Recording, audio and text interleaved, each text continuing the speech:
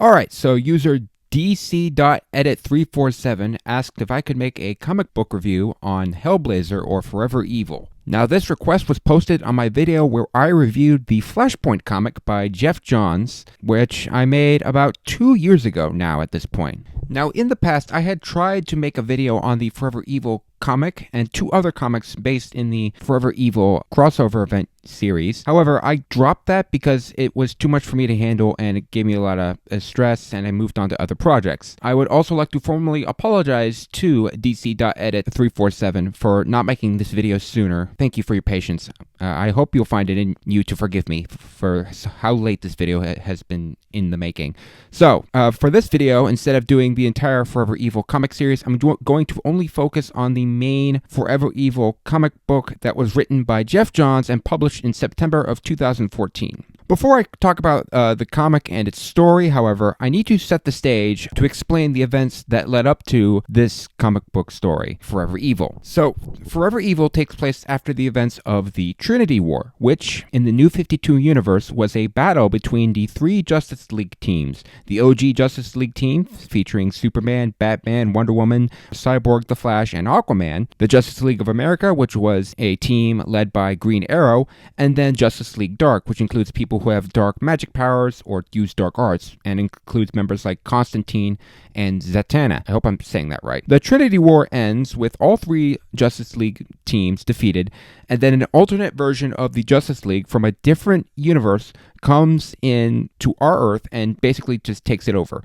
So that's the background to set the stage for Forever Evil. So now, when you start Forever Evil, the Evil Justice League has gathered all the villains who hate the OG Justice League and all the other Justice Leagues, and they tell them that the Justice League is dead and they are now the new rulers of Earth. They give all of the bad guys who fought against the Justice League to go out and commit crimes freely. However, the only person who does not fall in line with these new villains is Lex Luthor, who decides to fight back against the crime syndicate and take them down.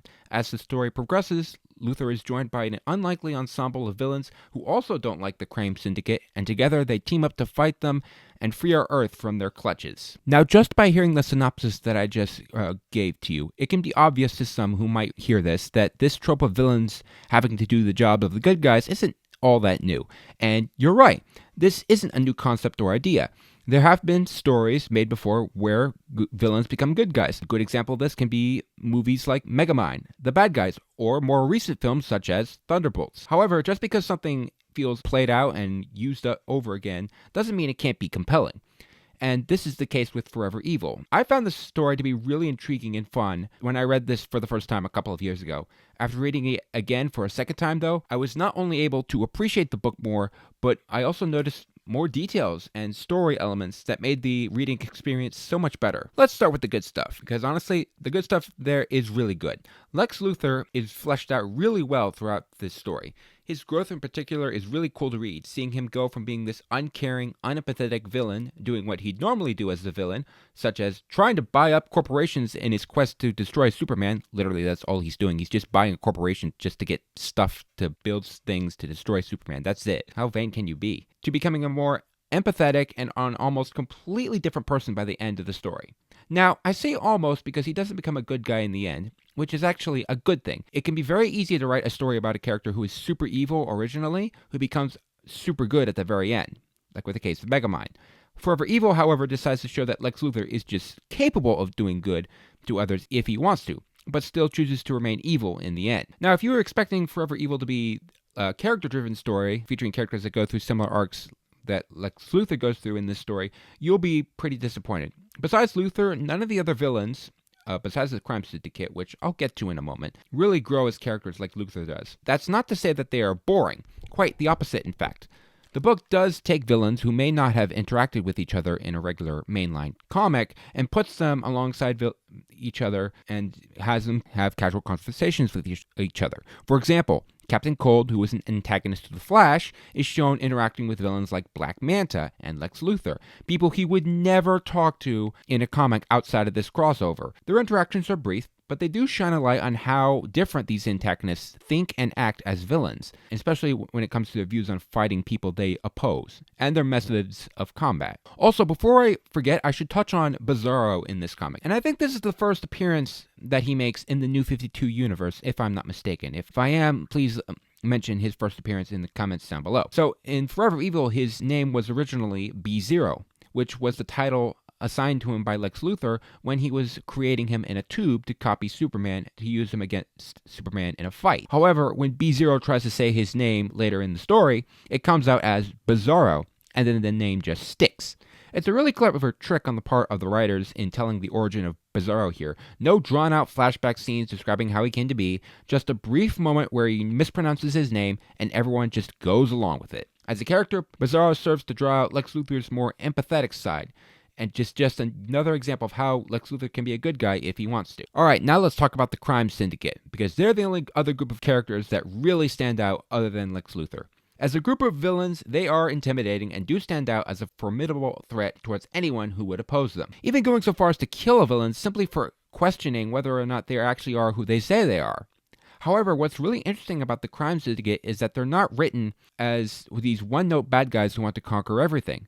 They actually have a reason for taking over our Earth, and once you learn their motivation, you can kind of understand where they're coming from, and even sympathize with them.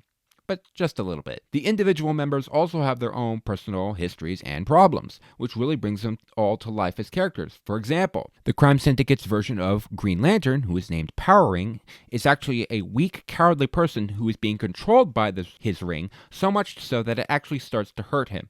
Now, this is very different from the Justice League Green Lantern, who is actually a fearless character and is able to control the ring himself. The Crime Syndicate version of Superman, another example, who is named Ultraman, feeds off of kryptonite to gain strength and is weakened by the sun, which is the complete polar opposite from Superman, who is weakened by kryptonite and is strengthened by the sun. None of the members of the Crime Syndicate also seem to be getting along with each other. They seem to have their own wants and desires and things that they want to do, which I guess is not too different from the New 52 Justice League. From what I've read, other New 52 Justice League comics, they kind of come across as grumpy and not really willing to cooperate, but just a side note right there. But for the Crime Syndicate in Forever Evil, the book does an excellent job of trying to differentiate the individual members from the Justice League we know and recognize, and as a result, it makes the Syndicate look like an actual threat that people should be scared of if they choose not to fall in line with them.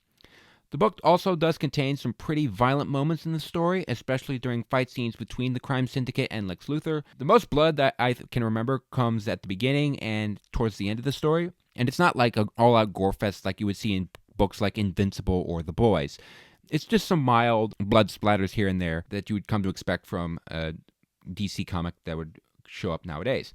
Overall, I would say Forever Evil is a really good comic book that is a very fun read, but I would be lying if I said it was flawless. The book features a ton of characters that comic book fans know and love, and most of them are just characters who either join the Syndicate and fight Luthor and his band, or they just stand on the sidelines and then disappear off in the distance to appear in another book that will be featured later in the Forever Evil comic book series. My point is, none of these characters actually get any development or really that much spotlight. They're only featured in some panels and then they just disappear. This isn't really a huge issue though, as there are a ton of characters in the book, and when you have a story like this, there's only a handful that you can explore at one time without destroying a story's pacing or throwing it off track completely. I wish maybe we could have gotten some more characters that had a development arc like Lex Luthor. Like, for example, Deathstroke in this story. He has a change of heart in this story, and I wish the book had explored more of that change in his character, but it doesn't really do that. And maybe he does go through an arc in one of the other Forever Evil comic books, but in the main book, it just shows him changing sides after being convinced by Luthor to do so. Overall, I'd say this is a great book to read if you're interested in it. If you want to buy it, it's a little pricey on Amazon, so I would not recommend getting it there. I'd recommend getting it from a bookstore like Barnes & Noble. Now, I don't normally score comic books anymore because I allow readers to have their own opinion when reading it, but if I had to give this book a score, I'd probably say it's like an 8 out of 10. So it's a good book. I recommend, if you're interested, check it out. I'm sure you'll have a fun time. Anyway, folks, that's the end of this video. If you have any more comic books you would like for me to check out, feel free to leave them in the comments down below. If you enjoyed this video, make sure you leave a like. If you want to see more content, you can hit the subscribe button down below and check out the comic book playlist that I have on my channel. I will see you all in my next video. So stay tuned, everyone.